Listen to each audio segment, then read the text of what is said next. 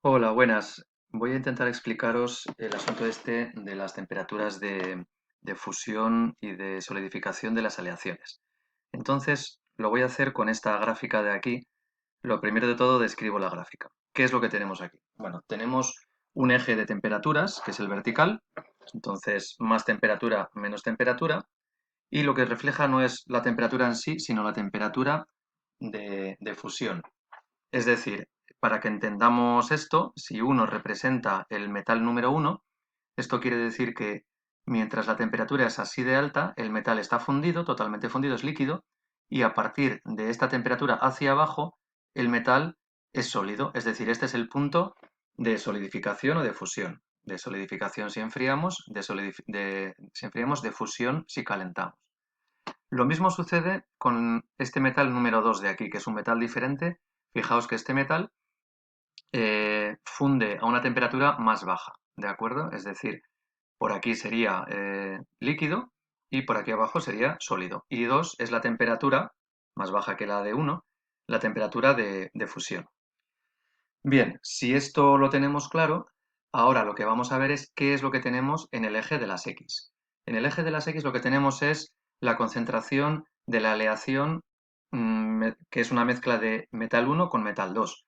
Podemos alear 1 y 2 de muchas maneras. Podemos ponerlos 50 y 50, 50% de uno con 50% de 2, o 75% de 2 y 25 de uno, o 75% de uno y 25 de 2. Es decir, hay muchas concentraciones posibles. Bueno, pues en el eje de las X vamos a representar la concentración de metal 2 en la aleación. ¿Qué quiere decir esto? Que cuanto más a la derecha vayamos en el eje de las X, más metal 2 va a tener la aleación y menos metal 1 va a tener la aleación. Cuanto más a la izquierda, por el contrario, lo contrario. Es decir, más metal 1 y menos metal 2.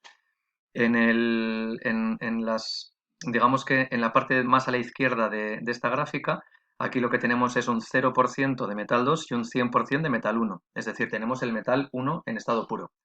Y aquí, en cambio, lo que tenemos es el metal 2 en estado puro. Es decir, solamente metal 2, 0% de metal 1. Como aquí y aquí lo que tenemos son metales puros, lógicamente la temperatura de fusión es la misma tanto al principio como al final del proceso de fusión o de solidificación si estamos enfriando. Os recuerdo que un proceso de fusión o de solidificación no es instantáneo. Desde que este metal, por ejemplo, si lo dejamos enfriar, que es totalmente líquido y va enfriando, cuando alcanza esta temperatura no se convierte en sólido de golpe. Tampoco lo hace el agua cuando la metemos en el congelador, por ejemplo. Tarda un rato, que pueden ser unos segundos, unos minutos, unas horas o incluso unos días, dependiendo de cuánta energía le estemos robando a ese metal líquido. Pero lo que sí que sucede es que si son metales puros, como si es el agua o cualquier elemento o compuesto puro, el comienzo y el final de la solidificación va a darse en la misma temperatura, no va a variar la temperatura. Esta es la temperatura de fusión, por lo tanto, del metal 1 y esta es la del metal 2. Ahora, ¿qué sucede si tenemos una mezcla en la que tenemos mucho metal 1 y poco metal 2, pero no cero de metal 2? Ya tenemos, pongamos, un 75% de metal 1 y un 25% de metal 2. Pues lo que va a suceder es lo siguiente.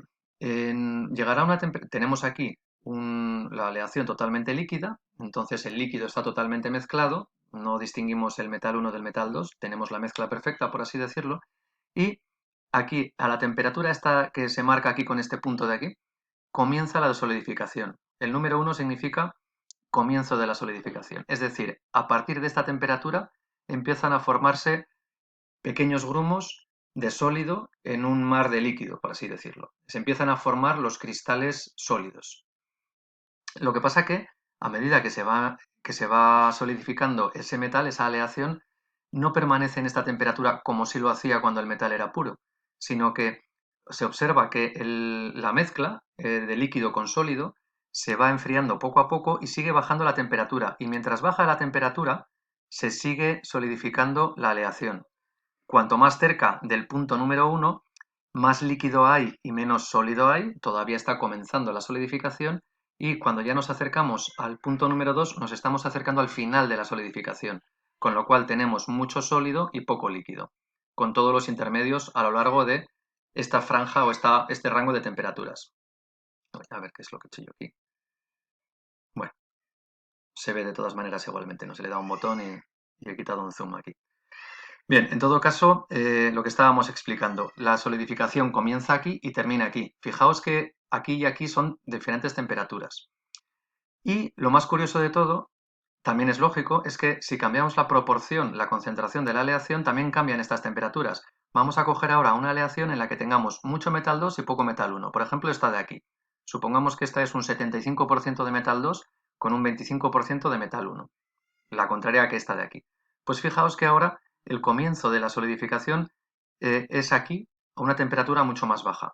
Lógico, esta aleación tiene mucho más metal 2 que esta otra de aquí, y el metal 2 solidifica a una temperatura más baja. Así que es bastante lógico que la mezcla, que esta aleación solidifique o empiece a solidificar a una temperatura más baja que esta otra de aquí.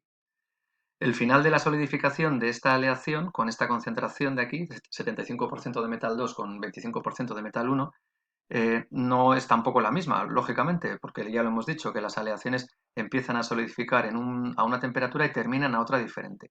Lo que pasa es que son dos temperaturas distintas a las dos anteriores. Y lo mismo con cada una de las múltiples posibles aleaciones de estos dos metales. Aquí pongamos que sea un 40% de metal 2 con un 60% de metal 1, aquí al revés, un 60% de 2, 40% de 1, y fijaos que cada una de estas aleaciones solidifica, empieza a solidificar a una temperatura diferente y termina de solidificar a otra temperatura diferente. Si veis esto de aquí, si entendéis esto de aquí, lo que podemos hacer entonces, cada dos metales que vayan a alearse, es decir, siempre que tengamos una aleación de dos metales es, a ver si lo consigo, es unir esas dos, todos los puntos de comienzo de solidificación, que serían todos estos puntos de aquí, y vamos a unir también con una línea todos los puntos de final de solidificación.